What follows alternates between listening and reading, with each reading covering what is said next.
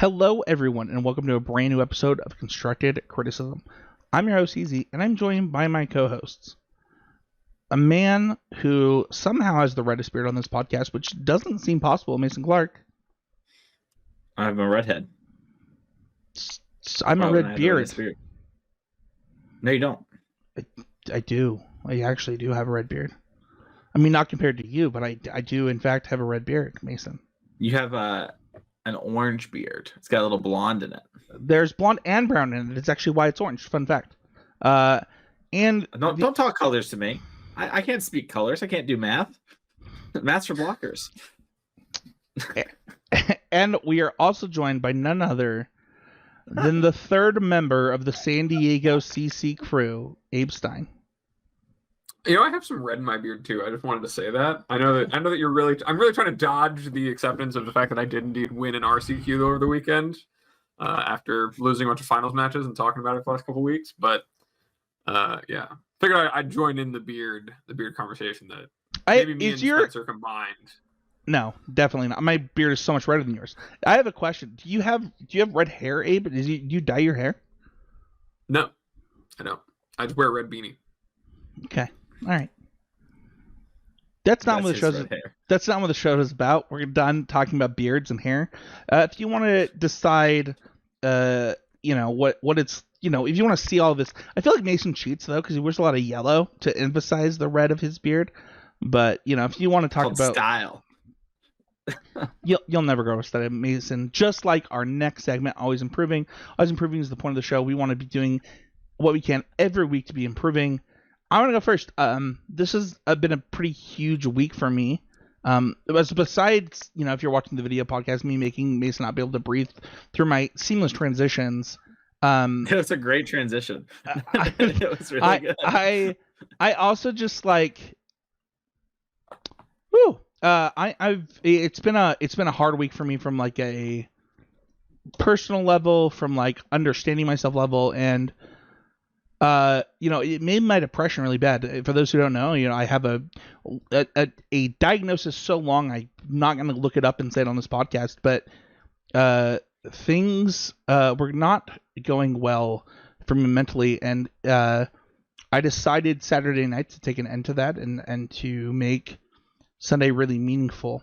So I took some W's. The first thing that I did was to help my wife, let her sleep in. I got breakfast for the kids and her and coffee. Woke up pretty early, around 6 a.m. to make sure that I was awake before the kids so that none of them woke her up.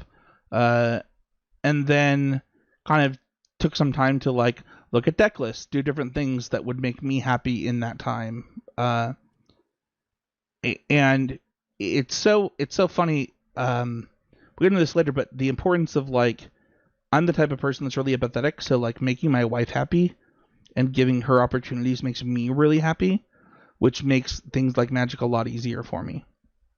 And so when looking at Magic, I was like, you know what? I actually have been 3-2ing a lot this week on Arena.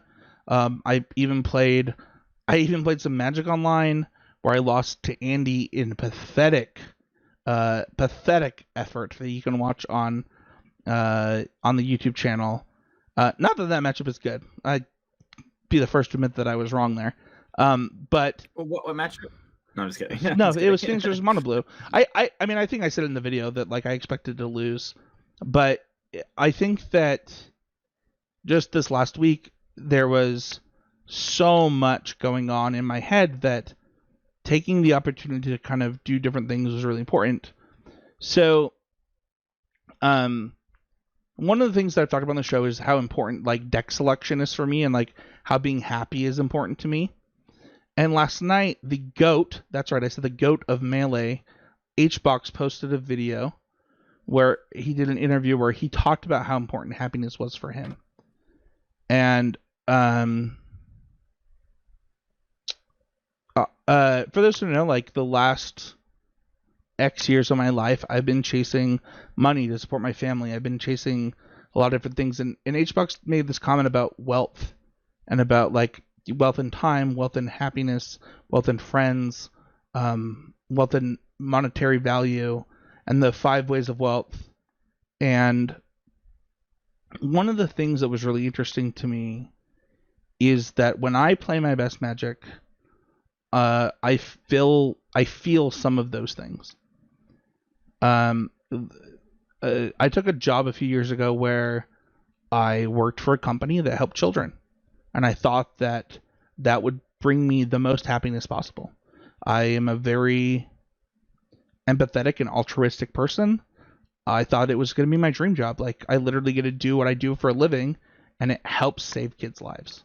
And it was miserable. And it made me really, really depressed. It made me upset. It made me resentful. It made me miserable all the time. And I could no longer use Magic as the escape that I love to use it as. And it was really hard. And this week, because I'm jobless and I'm thinking about things differently, I got to really think about that. And one of the things that I thought about was like, okay, well, why did Smash make you happy during that same time? What were things going on there?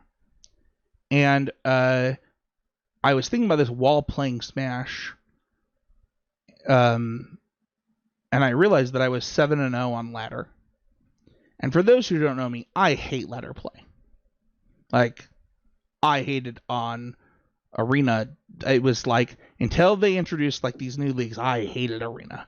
I hate ladder play a lot. I think that it provides very little. I was like, well, wait a second. You hate ladder, you lose in ladder a lot. Why are you suddenly 7-0 sitting here having this thought on quick play, which is way worse than anything Magic has ever done, just to be clear.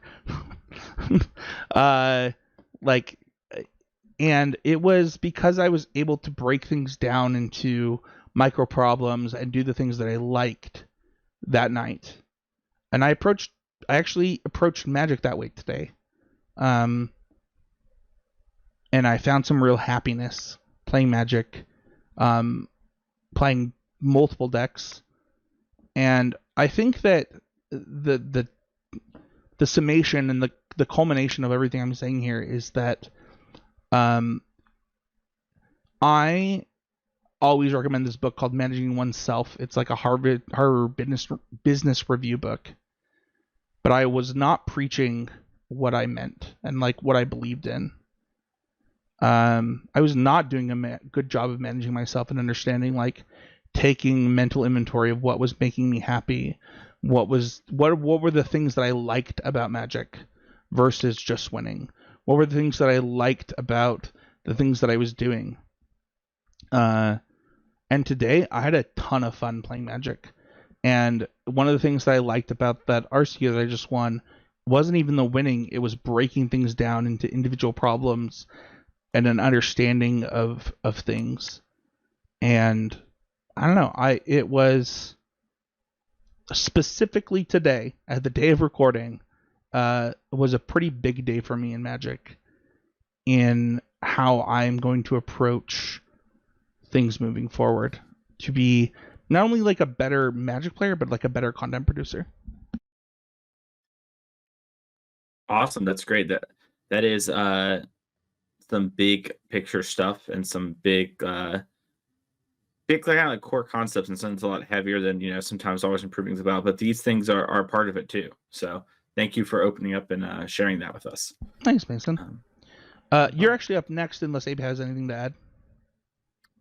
I just want to say that I think there's never a bad time to ask yourself why it is you like playing Magic and what it is you like about it, because to touch on what we talked about last week in Mental Game, like, if you're going to invest the energy, you need to make sure you're getting what you want out of it, and it's going to help you in so many ways to do that. And if you lose touch of that and lose sight of that, it only makes it harder to really engage. And so I'm really glad that's something that you found, because that's the most important always improvement you can have, right? Is something that's going to lead to you engaging in a way that makes you happier, because ultimately that's the most important thing about. Yeah, and you all should see my mono blue list. It's lit. Like, been playing mono blue all day today in standard. Before preparing for these standard coverage. Islands are good, man. Mason, what about you? What have you been doing to improve Magic this week? So I went and I played the NRG Showdown in Kentucky on Saturday and drove home and did the commentary on Sunday.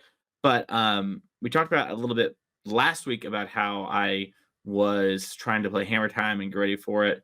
And it's always different playing events versus getting ready for events and sort of game time. And it's like, okay, you can kind of know these things and do these, but like when the money's on the line, it's like a 15K, it's like a good chunk of change up for grabs. Like top 16, it's like $300, you know, nothing to shake a stick at.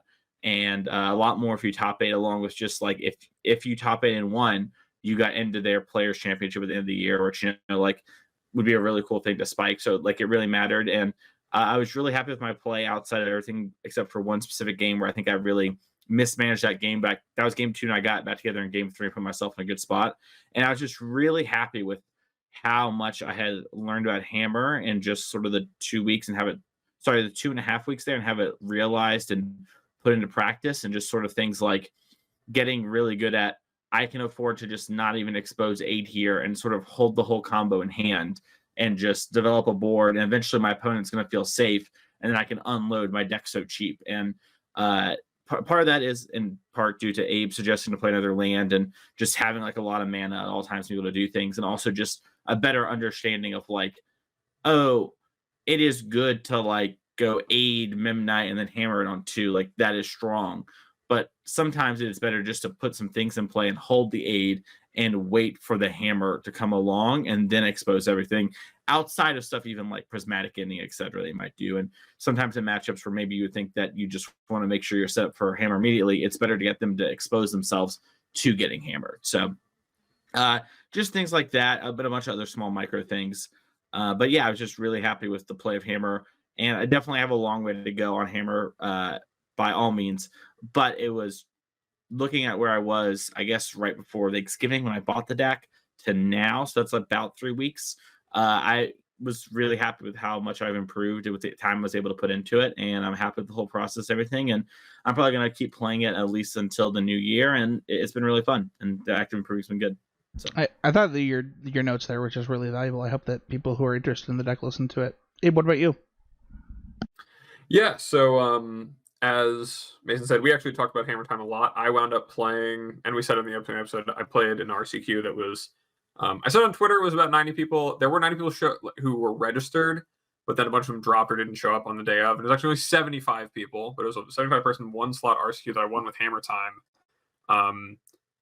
And while I could talk a lot about how great Hammer is and, you know, how much I've actually really enjoyed, I really enjoyed that conversation we were able to have, Mason, about like where you were at with the deck, where you basically played it for like 2 weeks without us really talking about what was going on in the games, except for maybe some mulligan decisions and stuff. And you kind of giving me where your head was at and what you had experienced, and then kind of levying that against what I experienced. And that was a really valuable conversation for me, especially in talking about Springleaf Drum and coming to the determination that I really did want another land.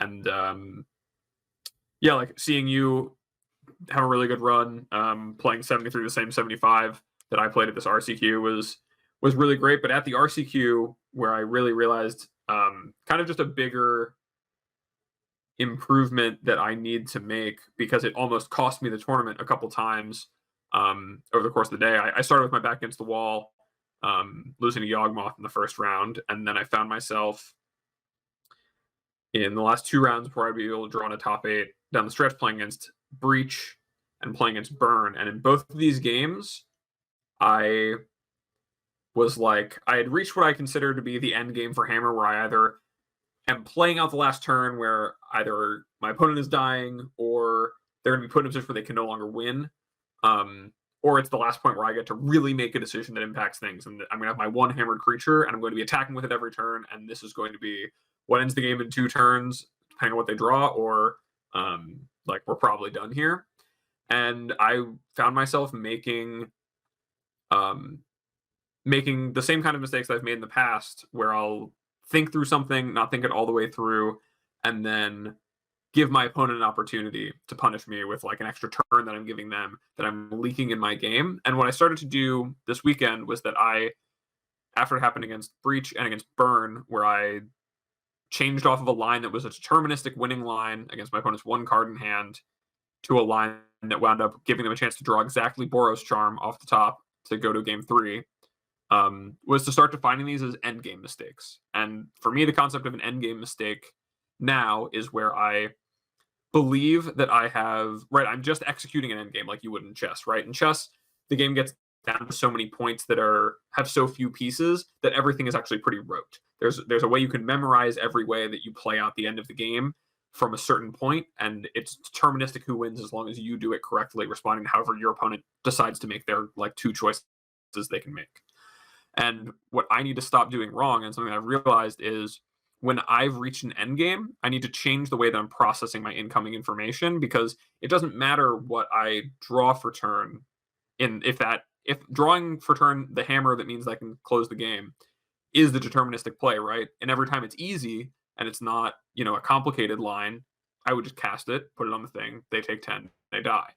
But really thinking about these as, okay, I'm in the end game. What I already need to do is determined. No new information matters. There's no reason to deviate. I don't care if I think about it, because I'm still thinking about the game very actively. My mind's moving a mile a minute, trying to think of all of my possible lines. If it wins, it wins. And really hammering that into myself of like, from now on, being like, if I have the winning line and I'm sure of it, and I look at the board, look at the cards they could have, I've thought of everything, and this is one winning line, to just cut myself off there and stop thinking and just execute. Because really where I've found that, reflecting on a lot of these errors that I've made over my Magic career, is that it is just losing sight of where I've already found the winning line. Yeah. I knew what it was the whole time. Why didn't I do it? And it's because I spent that next second being like, oh, or I could do this. And it's like, no, dude, like, Yeah. this is the end game. You're in it. You know how to play it out. Just execute. And really, I've had this as much as I problem. was grateful to win the RCQ, it was the biggest thing that I learned, and I'm gonna try to take with me from that event into the future. I really appreciate that. That really spoke to me. I didn't mean to interrupt you there, Abe, but that spoke to me a lot. That's something that, when I talked about slowing down today, this is like one of the things that I meant, where it was like, not overthinking is part of slowing down. It's not just slowing down your play, which I think a lot of people would take that as, but it's actually slowing down your brain. And that can sometimes be hard to do. Mason, you had something you want to say there? No, I just I agree basically kind of what you said there. I think you kind of summarized what I was going to say. Awesome. Well, if you want to support the show, you can go to patreon.com/CCMDG, become a patron of the show. It means a lot to us. If you want to watch these shows live, we not every week, but most weeks, we post a link on Patreon for patrons of $5 or more, as well as on the Discord for the live episode. You could have seen bonus content happens in those live episodes, stuff like that. So head on over, do that. Really quickly, just want to give a shout out to our patron over at Game Grid Lehigh. You can use the code CCMDG10, get 10% off your first order. They are pretty awesome. I'm actually going to go there tomorrow to give out credit to all of the podcasts, as well as the tournament that we just ran. And I'm actually doing coverage both Saturday and Sunday this weekend. Hopefully one of my co-hosts will join me, but I got Patty B on Saturday.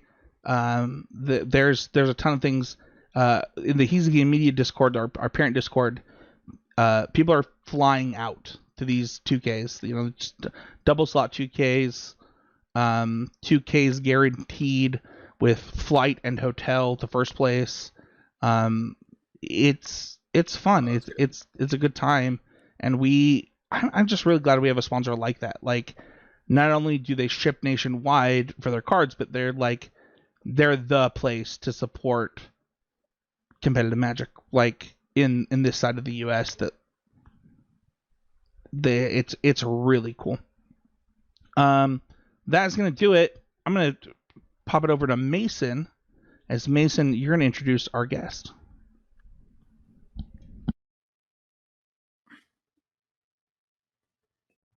And we are actually joined today by a special guest, Player of the Year. I'm sure he's not tired of hearing that. Connor Mullaly has joined us on the podcast a day after locking it up for NRG Championships. If you've been following the NRG circuit, Connor here has come on and is going to talk to us about improving in Magic and Player of the Year. But Connor, I think we'd be remiss if we just didn't start with, how's it feel to be Player of the Year and sort of get it in that sort of crazy nail-biter race too? If you weren't watching live, Connor had to play against Jesse Ropkin, who guested on the show a couple months ago now, And if Connor had not beaten Jesse, Jesse could have potentially passed Connor, but if Connor beat Jesse, then she lost it. And it's a situation where it's a win-in for top 8 as well. So there's a lot on the line. Mm-hmm. How does all that feel, Connor? How are you feeling after all of that? It was a really incredible feeling. I'm happy to win, happy to be able to compete with such players as, you mentioned Jesse, good friend of mine, good player on the rise, not better than me at Magic. And then Zach Allen, who is someone who's been really a mentor for me and a big support to me as I've kind of come up in the game. And so being able to compete with the two of them is awesome, and winning feels really sweet because of it. Mm-hmm. Now, a little inside information for our listeners. How did last year's NRG Champs race go? So last year's NRG Champs was a much shorter season. It was only 3 event weekends, so 6 total events. And I came up 2 points short when my friend Dominic Palercio, I needed him to not make the finals of the last tournament of the year, and he made the finals of the last tournament of the year when I had lost a win and in for top 8. And that was a tournament that I really wanted to top 8, and unfortunately wasn't able to close the deal. And so I was kind of beating myself up for that. And then I kind of told everyone that I would be giving it my best effort this year and that I would make it to the championship. I locked that up in August by winning one of the showdowns, but I never really thought that I could be, at the top of the leaderboard. I just hadn't had a very good year up until August. And so being able to kind of turn my year around, and I've been luckily just on a really, really hot streak lately, is kind of an awesome, start to finish year for the last 365 days. Sure. You mentioned turning it around, and I kind of want to lean into that for a second. Do you think there was a specific thing that happened? Did your process kind of change any? What is the difference? Or was it sort of just a moment of confidence? We always talk about here how like your first RCQ win, or the first time you top an event, that's kind of getting the monkey off your shoulder that like, can I do this? Can I not? After winning the showdown, did it feel like, wait, maybe I can do this? What was the difference? Nothing particularly changed. So the event that we won, I won with Theo and Max, just 2 of my good friends. And I would say that I prepared for that event. I think that I had like a good mindset for that event. I also think that I had 2 really good teammates, and we got really lucky for the weekend, and that was awesome. I'm saying a lot. I haven't done public speaking like this in a while. So fun fact behind that, I wouldn't worry about it too much because people actually hate it when there are no ums on a podcast. They actually so you would think that it would bug people, but there's as long as you're not doing it every other word, it actually doesn't bug people because it makes them feel a part of the conversation. So I wouldn't worry about that too much. That's good to know. Yeah, when I edited my own show, I edit out all the ums all the time, and some feedback from some people was the conversation feels unnatural at points. Sure. Just because people don't speak that smoothly all the time. There are natural pauses in conversation that people expect to hear. I think you're doing a great job, Connor. Don't stress it too much. Nice little peek behind the curtain there for all you at home and for me. I think that a big shift that happened was I had been patting myself on the back a lot for a lot of not finishes that weren't what I wanted them to be. So I went X and 2 at like half of the events for the first half of the year, most of the events. And I was like, yeah, good finish. Cool. Well done. And I also wasn't really preparing for those tournaments. I was just like, I'll play the best I can modern and go 7-2. Sure, why not? And then my friends were just kind of like, okay, but is this really how you want to be doing? And then I kind of had a mindset shift where I'm like, okay, my goal is to win tournaments and to top 8 tournaments, not just to, make the elimination rounds. So a little bit of a mindset shift. And also I just started getting a little bit luckier. Like, peaks and there are peaks and valleys in Magic results, and I'm on a ridiculous hot streak right now. So hoping it continues for as long as it can. Do either of you want to say anything? I felt like a moment where I thought Spencer was going to jump in. I just didn't want to. No, it's interesting. I think that your questions that you're about to ask are going to cover some of my stuff, and I have some questions, but I want to give the full time to Connor first. Of course, yeah. So I guess, Connor, one of the things that I think about when I think about you and as a Magic player, and if I had to describe you to somebody and like kind of say like what is like Connor's biggest strength, like what is the thing that sets him apart from a lot of Magic players? I would say technical play. I think you're really precise at the table, and you like don't miss triggers, and you're really good at attacking and blocking. And is that something that's always been the case with you? Is that something that you had to sort of work on? What is kind of your whole story with that? And like, how would you maybe suggest about working on that for players who maybe that's something they're kind of struggle with? Because that is, one of the bigger aspects of the game. So I think that something that I do, and this is maybe something about mindset we can talk about later, is that I always am really, really active about looking for mistakes.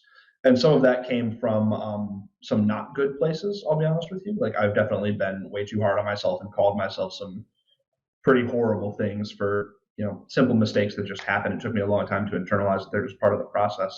But being active about looking for them and never really thinking that like you played a perfect game, because that's just kind of fake. I think that one of my biggest strengths in Magic is that I play whatever I think the best deck is, and that leads to me playing the same deck for a long time. So I've been playing this mono green deck since April. I played a lot of KCI, a lot of Hammer Time at the end of last year, and so I would always just get a lot of tournament reps with the deck.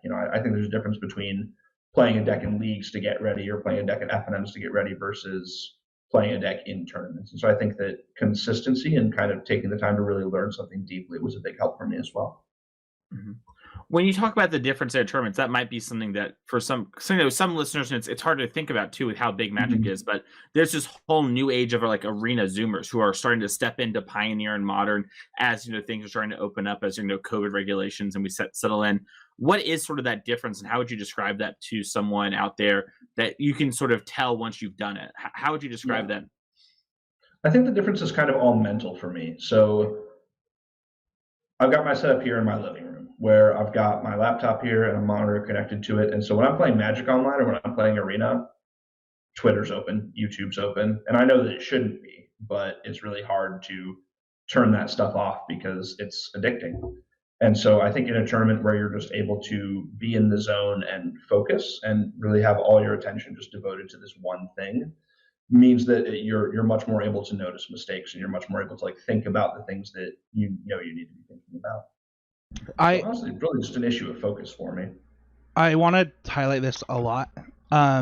You've said two things. One of them we actually covered during the Always Improving segment before you came on, where I talked about slowing down the game and technical play, and so I want to get into that, but I actually want to cover what you just said even more about tournament reps, and then about kind of this whole like how the conditions in which you're put under to play the game can be vastly different. And something that happened to me, I went to an event for Super Smash Bros. Ultimate where I lost a game that I was ahead in that would have been like a pretty big win for me. Like when you think about like how Smash is and like getting your first win ever at a major, where people were screaming multiple feet away from, like just a few feet away from me. Yeah. And one of the things that you just talked about is like this idea of you understand that you shouldn't have Twitter open, you shouldn't have YouTube open, you shouldn't have these things open. And when I was preparing for my last RCQ, where I was like, what, I actually do want to win this season, it's really important to me, I actually put on convention noise on my headset while I played Arena. And I'm kind of curious, like, have you thought of doing anything like that, or are you able to compartmentalize really well? So something like that, I'll say that sounds like a really cool idea. I might try that. Usually for me, what I do is I'll have a song that I'm liking these days. Usually it's like something slower to try to get myself like to breathe and focus and not be rushing everything. I'll usually just put one song on repeat to try to get myself into a zone. Back in my day, Connor, we were allowed to listen to music during the event. So I would have a song for the event in my headset that I won a state championship and qualified. Anyway. They changed the rules. You can do it again. Can you really? Yeah, you can. Yeah. They changed it like 2 years ago during COVID. So I knew that, but then a judge told me to make a big comeback. Hold on, I actually might. I actually was told. I actually tried this at an RCQ like the first season and was told no. Yeah, you can do it. Jim Davis was doing it like at the SCG and I think the RC as well. Connor, my life just changed. I didn't learn until I was at SCG Philly, but that is apparently the case now. You can anyway keep saying. Still say one earbud in, guys. If you listen to this podcast, probably don't listen to Magic while you play Magic. You will pay a lot more attention to what's going on if you're just listening to what your opponent's saying and communicate better. That's my 2 cents. I'm gonna go buy some earbuds. Let's go. Anyway, keep going, Connor. I don't remember where we were. I usually just put some note. Usually when I'm like playing an online PTQ or something like that, something that lets me slow down and breathe and just kind of get into that flow state. I'm not the person who's got like the pump up jams on. That'll get me playing too fast, and then I'll make more mistakes. So would you say you're a slow and like technical player there? Because like you just mentioned how I'm playing too fast and getting away from it, and we also we're talking about sort of the precision. Is that like something you actively mindfully do? Is slow down and make sure that you're not missing something there? What does sort of like the turn process look like to you? It's something that I try to do, and I especially do it in like high stakes matches or matches where I know I'm against somebody good. Like you saw, I had a turn against Jesse yesterday where I was trying to figure out if I should play around Brutal Cathar or Brave the Elements, and I tanked on that for like 3 or 4 minutes because I knew, I've got the heuristics for my early turns down, and usually I just play based on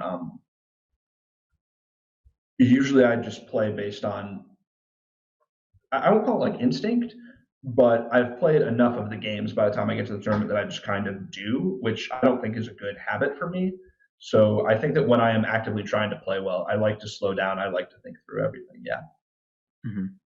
Yeah, and that was a great moment. If you haven't seen this match and coverage, it was one of the better NRG moments ever. You should definitely check it out. It's up on their YouTube channel.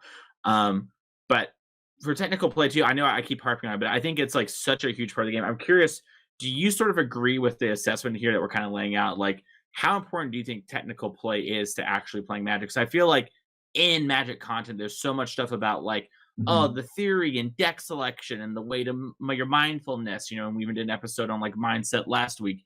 But at the end of the day, it still is a game you have to play technically correct. How do your feelings line up on this? So I keep a document on my computer, and part of this was inspired by Abe's old Twitter account, where I think that your technical play is one of it's something that's really hard to work on, but I think it's something that's really important to work on and be honest about. Where I have made active mistakes where after the match I go and I think about the correct play that lost me a match double-digit times this year. And a lot of those matches were playing for like top 8 of SCG Philly and top 8 of NRGs. And yeah, I think it's one of the most important things. I think, things like sideboarding, deck selection, mental game are all really important. But I think that the best thing that you can do, after you've made all those other decisions is try to slow down, think through all of your plays. And if you think you found a good line, try to find a better one. It's an old chess adage that I like. I like that.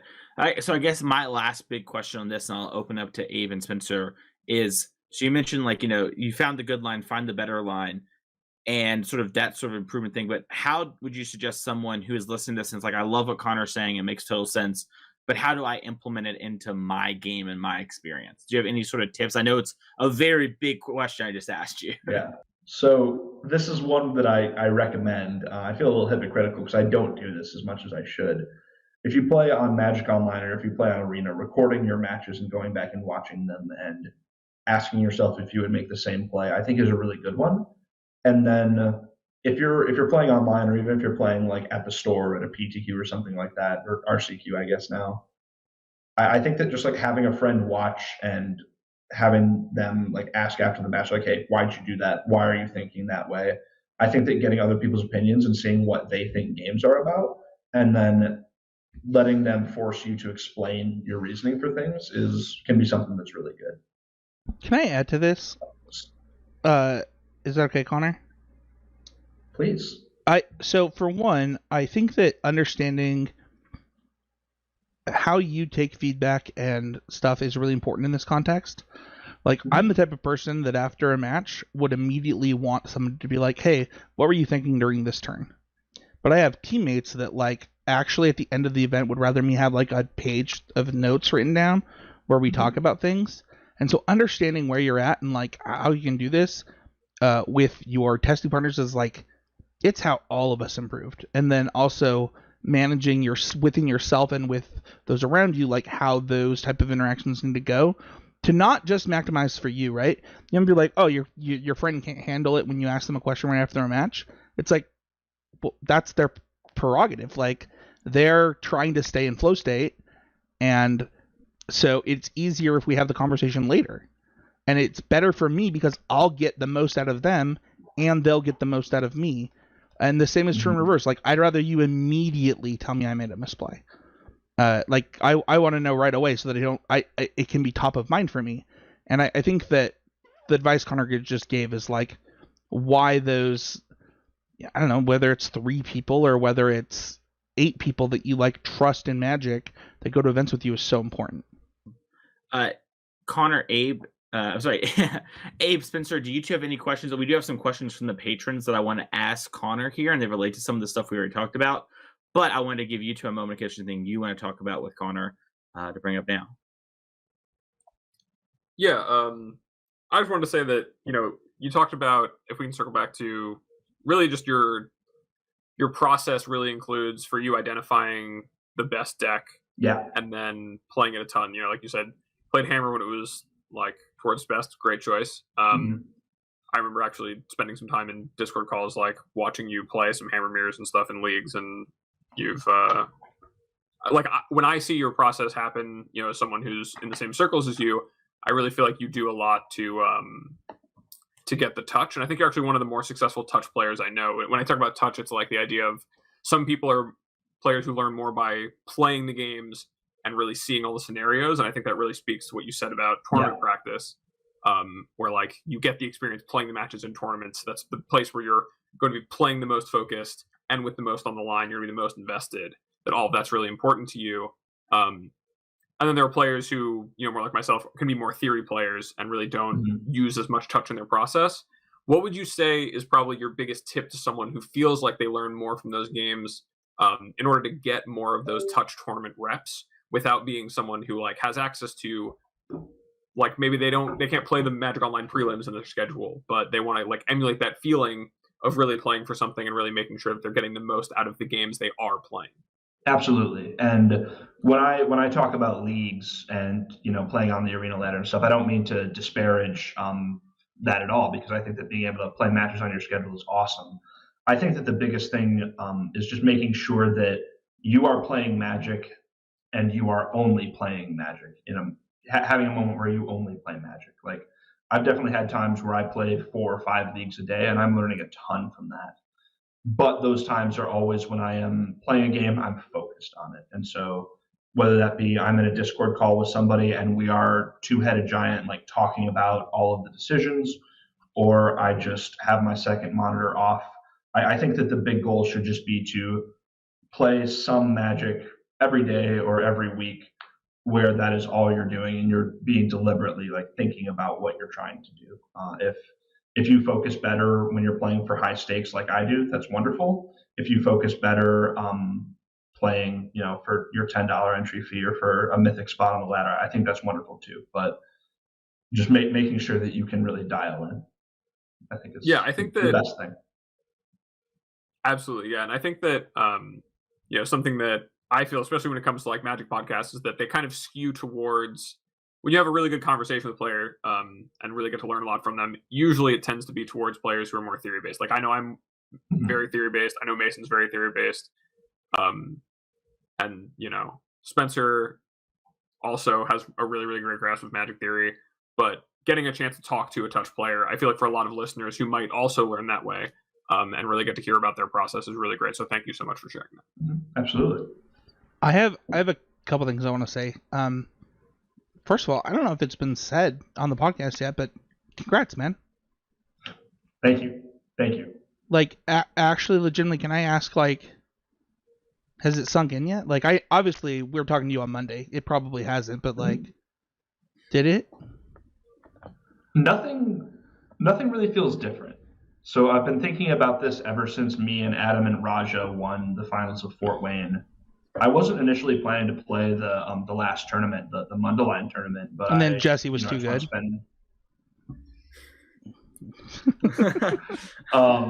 I initially wanted to spend some time with my family over Thanksgiving weekend, and I called them and I just said, "Hey, I've got this opportunity here, to be the player of the year," and they said, "You're going to regret it if you don't shoot for it." And so. I don't know if I would say, I don't know if it's going to sink in more than it has. Like, my life doesn't feel like different, but I've been thinking about it for a while. So I think that's kind of part of it. But I think going into this weekend with the lead and never really having my back to the wall, never being behind either of them made me, I was ready for it.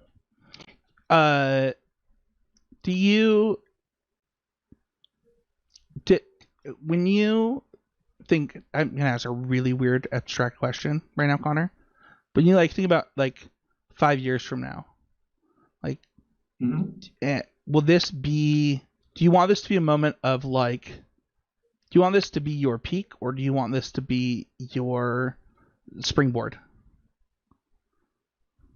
Well, I would say that if you look at my Magic story, it's been just a gradual build for the last. I started playing Comp Rel in 2015, I want to say. Mm-hmm. I think it's just been kind of a steady build, and so I don't want this to be my peak. No, I have goals for next year that are far, far bigger than this. I have never qualified for the Pro Tour. I've come within a single match of qualifying for the Mox. I think that qualifying for the Mox is probably my biggest goal right now. Obviously, the Pro Tour comes along with that, and so I'm hopeful that there are bigger and better things in the future. If this is my peak, then I know that I've got, it's a really big accomplishment, and I'm proud of it. But I also know, thinking about how I've played this year, I know that I can play a lot better than I did, and so I know that I'm going to keep building. Awesome. I love to hear that. Is there somebody? I was just saying I love that. Yeah. Is there somebody that inspires you? Besides Mason. If you say Mason, I'm going to actually end the call. Interview's over. We'll just edit that out. Mason's definitely someone who I'm really glad has been part of my Magic journey. I'm going to take a few minutes to think about this one. That's okay. Sometimes I learn that I'm the godfather of Magic, and I didn't know it until all the people that are Mason did this, Mason did that, and I'm wow, that's weird. Me and Trey should go get drinks a lot more often. You birthed Mason. I know, we're just the Mason. We're the Mason daddies, and into dude, when he messaged me, it was the weirdest. We're gonna edit all this out, but when he messaged, I was what is this guy asking to do? And he was so bad at it, he got fired. But I think that I would. Sorry, are you ready? I think I'm ready. Okay. I was trying to think if I had an answer that wasn't this. It can be this. It can be this. I'm just kidding. To be clear, Mason's actually one of my best friends. I'm just kidding. You can say Mason. I know. Edit what I just said out. Don't include that. Yeah, that's fine. I know that he won't get a swelled head. But I would probably have to say my friend Will Kruger, ex-Whale. That's cool. Mox champion earlier this year, previous NRG Player of the Year. He's someone who I've probably worked with him on Magic more over the last 2 years than anybody else, and it's just really been a privilege to see his process at work. He's someone who doesn't really settle for doing things the wrong way. If you're deliberately testing and start messing around, he'll try to get you back on track, and he always wants the best. And so that's something that really inspires me. And I think he goes about things the right way and is also just really great friend, fun guy, great player. So yeah, he's someone who I would say that he inspires me some, but he pushes me a lot to be better. That's awesome. I have one final question. Who's better at Magic, you or Abe Stein? I believe Abe Stein is better at Magic than I am. It's going to stay that way. Wow. Abe feels it. He's Abe's about that. I'll say I think I've lost to Connor. I think every time I've played against him, and it hasn't been particularly close. I am 2-0 against Abe lifetime. I think it's 2-0 lifetime. Yeah. We played in early SCGs. Neither match was close. I remember, the first time, this was my very first invitational. We were playing at the very bottom table because we were 0-3 on day 2. And you registered Jeskai Control in that tournament. And Jeskai Control was not capable of beating my Bloodghast strategy. No, Dredge was not a winnable matchup at all. No, I, in fact, forgot I even played against Connor in this one. I do remember we played in a match in where Cleveland. was it? Yeah, it was in Cleveland where I started 9-0 and then I lost my first round of the day to Zach Allen, actually, who was playing the Esper control deck. And then you were playing Phoenix. I felt like I was so favored, and that game did not wind up being close at all. That tournament was honestly a really big level up for me, where I started out 1-2, and then I had my back to the wall. I was down a game to Boggles, which I didn't feel like I could win. And then I just was ready to tell bad beat stories to my friends as I was sideboarding, and I'm like, come on, stop doing that. And then I didn't lose again until Zach Allen beat me at 11-2 playing for top 8. Hold on. That literally was like one of the things that we talked about like 2 weeks ago on this podcast. And if you didn't just listen to that just now, where there was a mental check that Connor made that helped him, you got to listen to that. So once again, Connor, congratulations. Those were the questions that I had for you. I really appreciate you coming on. So yeah, before I throw it to the Patreon questions, I want to bring it up since Spencer kind of brought it up between Abe or Connor, and Connor earlier joked about Jesse versus Connor. And if you don't want this to go on the main show, Connor, we don't have to. Connor, what's in front of you right now? And why are we bringing this up so much? What did you post to Twitter right before we went live, if you don't mind sharing with the listeners? So before I posted to Twitter, a couple weeks ago, some people were saying there was discourse about, are you better than me at Magic or not? And our friend Kane Reinhardt said, I don't want people voting in polls. Tell me. Reply. Yes, I loved that. And so I did. And most friends either said, I think we're equal, or I think that we're better than you, that I'm better than you. And I'm like, cool, good. And then I said, I want to be better than all of these people. And so I'm going to remind myself of that whenever I sit down to play a match. And so behind me on this wall, I have some tweets printed out of, for example, Dominic Palercio responding with last year's NRG leaderboard, where he finished 2 points above me to qualify for the last spot at championships. So that is. And is he going to the championships this year? He is not. No. He That's also interesting. He also didn't play half of the events. He deliberately chose not to. But it is interesting. Edit that part out. I'm just kidding. No, that's staying in. That's gonna stay in. I gotta say something just from there's such a huge swath of our podcast listeners that don't have the NRG. They don't they're like me. They live in this part of the US. And I think there's a level of frustration that comes from that type of discourse. Yeah. Do I think right now that I am better than Mason Clark? No. I don't. I think Mason's better at Magic than me right now. Do I think that if Mason and I got the same level of events all the time, that I would be better at Mason Clark? Yeah, Mason, I do. And the thing is, you can travel, baby. Yeah, you get 2 kids. Come on. I don't know. Spencer, you have access to Magic Online, don't you? I do. I actually was thinking Magic about that. Online is much higher quality. Fun fact, that's actually a point. That was going to be my next Always Improving segment next week. You can't ruin the podcast a week later. But I think that something to think about is taking the opportunities in front of you is really important. And Connor, I really want to congratulate you for doing that with the NRG, because so many people believe that Magic was dead with the end of the SCG circuit, with the end of GPs, with the end of whatever. And I hope that we can be... man, people are going to hate me for saying this. Leave the comment. Just tell me how much you hate me. But we can be Melee. We can be Smash Bros. We're never going to die. I will always... I was the one that wanted Connor on this show, that wanted to change the episode, because I believe in this. I believe in this. You deserve it, man. You deserve somebody to prop you up, and I hope you know that. I hope that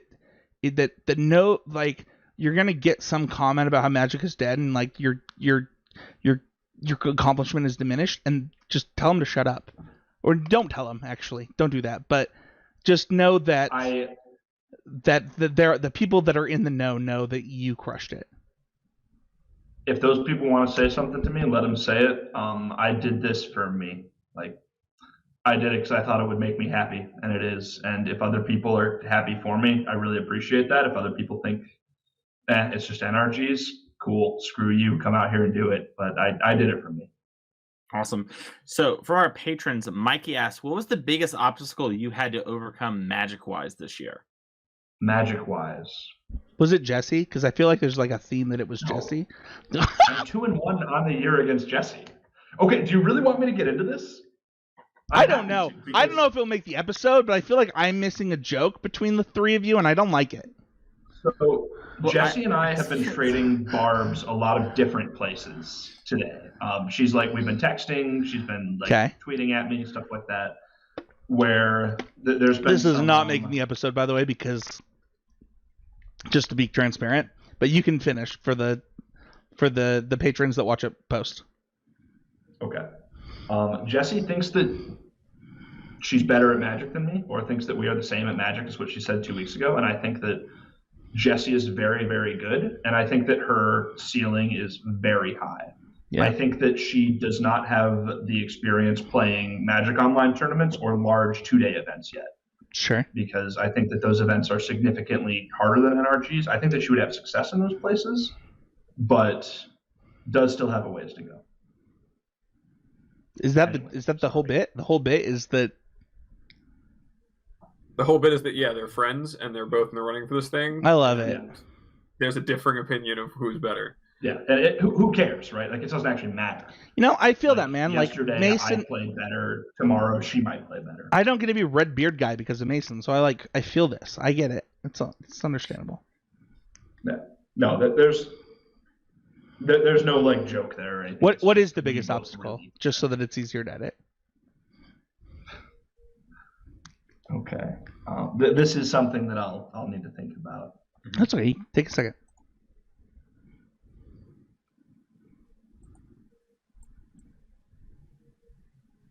I would say that my biggest obstacle was probably the Modern format. Modern is something that we played Modern most weekends, and I just never really figured it out. I jumped around between decks a lot. Like, I started out the year playing Death Shadow, and then I moved over to Yorion piles.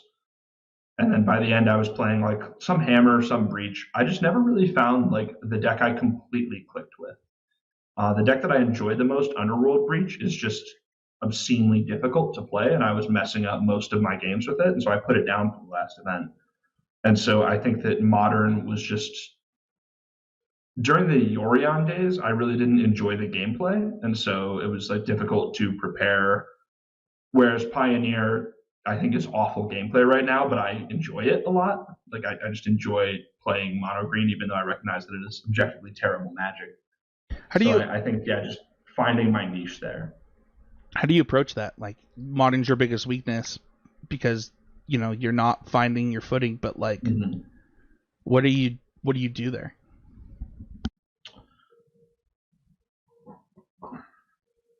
I mean, like I said, I changed decks a lot.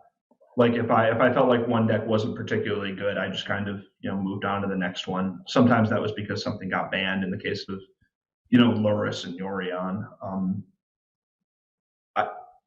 Honestly, what I did was I didn't prepare very much for Modern tournaments. Like, we had high stakes Modern NRGs, and I just said, okay, I'm just gonna copy whatever 75 good player X tweets out, and then go from there. Like, it wasn't a good thing that I did. I just kind of tried to wing it, and it did not show in the results. Like, the results weren't very good because of that. No, thank you for your honesty there. That's a big one. Kyle Reichert asks, what was your most significant moment from this year that led you to believe that you could achieve the goal of Player of the Year? The honest answer was talking to Piper and Ellen Bogan and Bernal and finding out they weren't coming to the last two events of the year. But because, a 6-person race was much harder to win than a 3-person race. I think it was the team tournament with Adam and Raja where we got second place in Fort Wayne, both because that got me enough points to be in the race. But I also just think that up until, the finals, which we finished at like 11 p.m., I felt like I was just playing really good Magic all day. I kind of made jokes before about I'm the best green player in the room because I had so many hours on the mono green deck. But that was a tournament where I just felt really good about my play. And, I made some small technical mistakes and stuff, but that was one of the first times where I was thinking about the broader strategic game more and kind of thinking about how the pieces of my deck fit together and why I was winning the games, and especially like what my plans were. I was planning ahead more in that tournament, I think, than I usually did. So just being more in tune with what was actually going on in the games. I love it. Here's our last one from Evan, and this one is kind of a bigger one, so take a second if you need to, but I'm knowing how you are in Magic and your sort of approach towards things, I think you're going to like this. Connor, have you heard of a Fearless Magic inventory? I believe we talked to you remember from Pornhub. All right. So they want you to do 2 goods and 2 bads. And I would love to hear it. Feel free to take some time. But 2 things, if you haven't heard this before, what Connor's thinking. Fearless Magic Inventory is kind of looking at yourself and being honest and willing to share with the world sort of like some things you're good at Magic and some things you're bad at Magic. And it's actually, if you want to hear more about this, we had an episode about 1.5 years ago when Abe first joins, from the first episodes he and I did together. It's episode 4 of Abe. For those. It's episode 4 of Abe. That long ago? Yeah. So that would be about 90 episodes back from now, roughly. Yeah, I actually so if you're interested in that. While you're listening, while Connor's thinking about this, I did a deep dive into the history of Abe on CC this last week, and we owe Abe like a congratulations. Mm-hmm. Like, Abe, dude. Go ahead. No, you go. No, I was just gonna say, like, I had to go digging for like the pre-Abe stuff, and I feel like you didn't ever get your credit for how much you've contributed to the show. And this question made me think about that. So it's funny, this question, and this doesn't make it on the show. This question is because I was talking to Evan today, because we've been talking about setting up coaching sessions for a while. He's actually pretty local to me. We've like gotten dinner after the last couple of RCQs I've gone to in his area down in Virginia, and he was like, "I'm tired of being stuck on like the hamster wheel.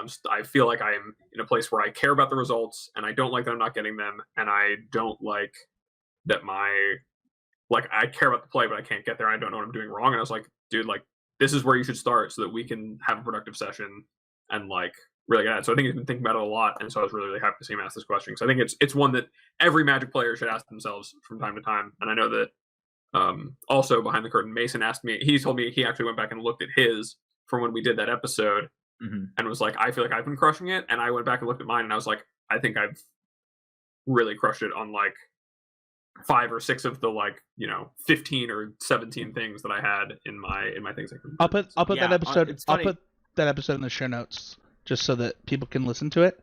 Mason, what were we going to say before Connor answers?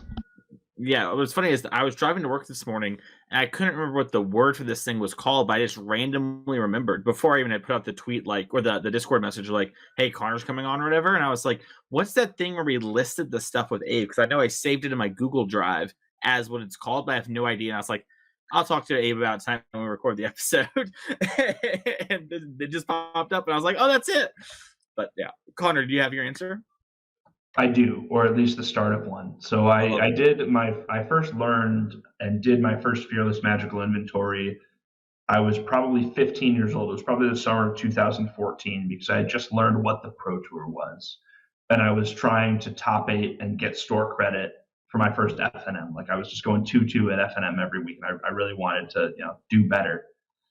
I think that the 2 things that I do well, I think one thing that I really actively try to do is seek out feedback from people, whether that be my friends or other, players who I know and respect, or random person at the tournament who has opinions on how I played a game. Like, if you think I did something wrong, I want to hear about it. Like, I want to seek feedback from everybody and try to learn, because I, definitely think that everyone has a perspective of how they approach Magic that's going to be different from mine. And I think that even if I disagree, or if I think that what they think is incorrect, I can probably take something away from it. I think that a second thing that I do well is that, oh crap, I had an answer. Let's go back and forth. And so I'm going to do, that's the first thing that I feel like I do well. One thing that I feel like I don't do well is don't crap sandwich yourself, man. Come on. You can, but I think one thing that I need to improve on is that I play fast. This is something I've struggled with since I was 15, where if I am not super focused and I don't force myself to slow down, I'll just make whatever play is the most instinctive. So For example, with mono green, like yesterday, it's like, oh, I'm facing a big board. I'm going to slam Cavalier of Thorns. And then I made myself stop and think about it. And I'm like, wait, Jesse probably has Brave the Elements in her hand. Let's think about what to do about this. Where normally I would just be like, yeah, Cavalier of Thorns, if she has Brave, she has it. That's unlucky, whatever. And so I think that like playing too fast is one that I don't do well. Something that I think that I do well is I beat people on the deck registration sheet. If someone thinks that a deck is too hard, or they just don't like playing it for whatever reason, I'm pretty agnostic about this sort of thing. Where some people will be like, I just don't enjoy playing aggro decks, or I don't enjoy playing combo decks. I enjoy playing combo decks more than other things, but I'll play just about anything. And so I will do my best to learn whatever the best deck is. Like I did my best to learn KCI when that was the best deck.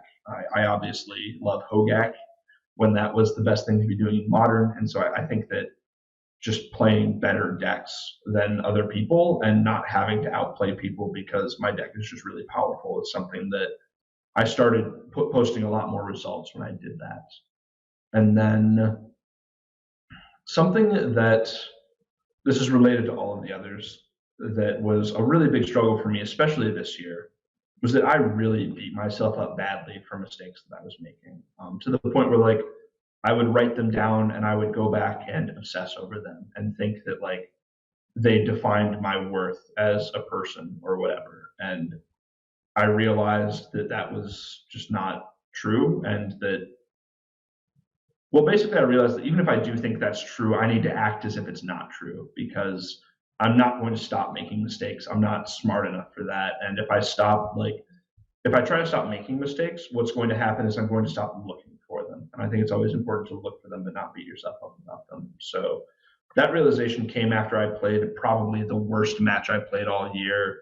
It was on camera against Justin Brickman playing for the top 8 at Newark, where I was just out of it and I didn't know what the games were about. And I just made a lot of mistakes and just spent the entire car ride. My friend who I drive to events with, Adam, probably was miserable for these 2 hours. But I just spent the entire car ride beating myself up for it. And I just realized like that's not a productive thing to do. It's more productive to identify why they're happening and identify what they are, why they're happening, and then try to just not make them again in the future without making it personal. Awesome. Well, Connor, thank you so much for coming on the show. Before we say goodbye, Gak, to you, where can people find you if they want to find you, and where can they do that? Who's your sponsor? Everything in between. What do we got today? If you want to find me, you can find me on Twitter at Mullaly Connor. I tweet about mostly Magic there, a little bit of NBA. I'm a big Pistons fan. And then I write articles for riwhobbies.com. Big shout out to my sponsor, RIW Hobbies in Livonia, Michigan. They are a big reason why I'm able to do what I do and play all these tournaments. So big thank you to them. Awesome. Connor, once again, thank you so much for coming on the show. It was great to have you. Congratulations once again on Player of the Year. If y'all want to watch Connor play, you can check out the NRG Champs the next year at some point. I'm sure we'll hype that up when the time comes, and we can see if you can get the back-to-back Player of the Year and the Champ. It'll be very exciting to see, Connor. So good luck in that. Thank you, guys. Appreciate it. Mason, thank you so much for that, man. Like that. First of all, behind the curtain a little bit, like I missed Mason and Abe last night pretty late. It's like, hey, let's just switch to this episode. And Mason, you got this booked, and it means a lot. I don't think it go like enough times on podcasts like this people get recognition for their contributions, and you made that guest possible. I just want to say thank you. Oh, no problem. I was happy to do it. It was cool, and like selfishly, I think we didn't get to talk about it there, but I got to commentate Connor's. Well, the first time when we thought he locked Player of the Year, and then we all realized, well, if he gets paired into Jesse can no sir this draw, because the draw hard locked Connor, and no one had thought of the conclusion of, well, what if those two get paired until it happened? Well, that's not true. Jesse technically texted me, and she said, I am in Connor's bracket. I need to hit him so I can hit Player of the Year. And when that happened, the idea sparked, and it was a really crazy moment. And then getting to watch their match and sort of that happen as two friends and everything was a really awesome experience. And so I was happy to have him on, and sort of, culmination of all his hard work and everything. And, I think Connor has done a lot of work to really improve his game and really improve his mental game too. Like we talked about last week, and he mentioned on the show, when I first met Connor, he was really beating himself up over mistakes. And he mentioned some there, and it's good to see him sort of be able to push past that, at least in the moment in the tournament, and keep going even when he makes some, almost game losing mistakes. He doesn't give up now, and it's just awesome to see that growth. So it was great to have him on, basically. Awesome. We're not going to do Patreon questions. That we've already answered 3 of them, I think, on the show this week. If you want to enter the YouTube contest for questions, head on over to youtube.com, leave a comment on one of the episodes. If your question gets answered, and it wins that month, we'll give you $20 store credit to puremtgo.com. That's not true. It's actually, that's our sponsor. It is actually their sponsor at mtgotraders.com that you get credit to. So leave a comment, let us know your questions. We get some good ones, but we want to make sure that we're promoting our sponsor that way. Really quickly, it's been a while. People have actually asked me about it. Where is Common Knowledge? Life changes happen for people, and we respect that on this network. We understand that things that are real for people, and they're coming back. They recorded an episode just recently. They're coming back. Common Knowledge is coming back, and we're excited for it. I also got the question about Mythicast. Mythicast is also coming back. I actually texted Michaela today about our return, so stay tuned for that. But also check out Sam's podcast. I think that we don't say enough about how cool it is to have like a top 5 drafter all time ever on our network of podcasts. But it is so cool every time I listen to it, every time I see the feedback. If you want to get better at draft, I think that it's up there. It's the way to do it. So, I mean, personal testimony, I'm a lifelong draft guy. Draft is what really got me hooked on playing Magic. And like, even among my peers, I think I'm one of the better limited players that like are in the circles I'm in. And I learn so much from listening to Sam's podcast. And I think that it's one that no matter the level of which you're approaching limited, if you're a brand new drafter, I've had a ton of people who are not drafters who are qualified now for the Pro Tour and are like, I need to learn how to draft. And I'm like, that is the place where you're going to learn. It is by far the best limited podcast. It's so cool because he does it from like this really cool perspective of like, here's this archetype, but here's how this archetype is different from the format. Here's how this format is different from other, like, he breaks it down so well. So it's unbelievable. If you want to support the show and don't want to go to patreon.com/CMTG, give us a like, give us a subscribe, and give us a review. You can review us on none other than the Spotify now. I remember when this podcast first went to Spotify, Mason was giddy. He was like, yo, guys, we're on Spotify. And now, Mason, they can review you on Spotify and give you 6.2 stars out of 5. Heck yeah. That's what I love to hear. 6'2", baby. Pushing for 6'3", though. Always improving. If people want to find you, I should say, Mason, where can they do that? They can find me over on Twitter at Mason E. Clark. You can find me at twitch.tv/TheMasonClark. You can find me over at Card Kingdom each and every week writing articles there. You can find me on the NRG coverage. You can find that on YouTube or on twitch.tv/the NRG series. And I feel like I'm missing one. Oh, you can reach out to me for coaching and everything via Twitter, like we just talked about there, Mason E. Clark, or my email, masoneclark@gmail.com. And we can set up a coaching session. We can work on anything that you want to work on and make sure that we're a good fit. So those are the places you can find me. Abe? Yeah, you can find me over at twitter.com/morenothings, and my DMs are open for inquiries about coaching. Yeah, hit me up. We can set up a time, and I can help you out. You can find me at Spencer13H. You can find me on the Mythic Cast podcast starting next year. You can find me at the Smash Through podcast as well as the Need to Nerd podcast. And I'm out of job. I have an extra time for coaching. I posted this on Twitter, but and I appreciate those who've already reached out.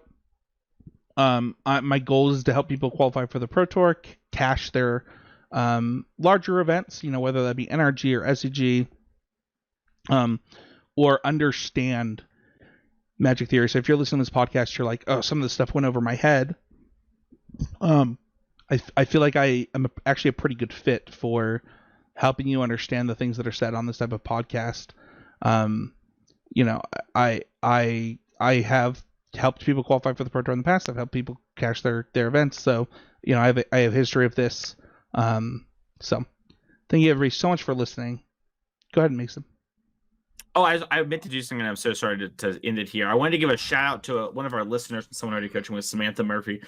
She top 4 Eternal weekend this past weekend playing Legacy, and congratulations to her. Absolutely crushed it playing Delver. Normally doesn't play Delver. Really working on improving her range this year, and it's been awesome to see that happen. And it was just great to log on Twitter and be like, oh dang, she's got one of those cool ponders now. And I love that she's going to play with the ponder. She's going to use it. She's not selling it. She's putting it in her Legacy. That's just her ponder forever. That's her ponder, never getting rid of it. I love that. There's only like 32 of them in the world. It's so sick. So congratulations to you, Samantha. That is going to do it for this week's episode. Thank you, everybody, so much for listening. Thank you so much, Connor, for coming on. We'll see you guys on next week with another episode of CCMTG.